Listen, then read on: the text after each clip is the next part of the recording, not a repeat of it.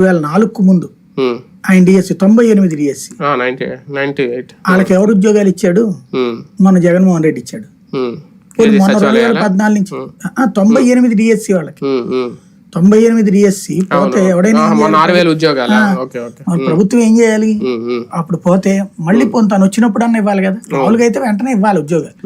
ఇవ్వలేదే. 98 ఎక్కడ 99 ఆయనే ఉన్నాడు. 2004 ఇవ్వాలనుకుంటే ఇవ్వచ్చుగా. ఏం చేస్తాడంటే చంద్రబాబు డిఎస్సి అనౌన్స్ చేయించి మళ్ళీ కోర్టులో కేసు వేయిస్తారు. అయ్యి ఆ కేసు కారణంగా ఆ ఉద్యోగాలు ఎప్పటికీ నియామకాలు కావు. అంటే నువ్వు పెట్టినట్టు నేను తిట్టినట్టు అనమాట. 98లో జరిగింది. చంద్రబాబు నాయుడు గారి పరిపాలనలో డిఎస్సీలన్నీ వివాదాల్లోనే ఉన్నాయి. రిక్రూట్మెంట్ లో ఇప్పుడు 2018 డిఎస్సీనే కదా మొన్న ఇతను భర్తీ చేసింది. భర్తీ చేశాడుగా, ఆపలేదుగా. 2018 వచ్చేటప్పటికి మరి ఈ కొత్త డిఎస్సి పెట్టాలంట. అది పెట్టలేదని చెప్తున్నారు వీళ్ళు. అది కరెక్టే, అందులో డౌటే లేదు. ఈ 5 ఏళ్లలో ఉద్యోగుల వ్యతిరేకత ఎలా ఉంటుంది అనేది చూసేశారు జగన్మోహన్ రెడ్డి గారు.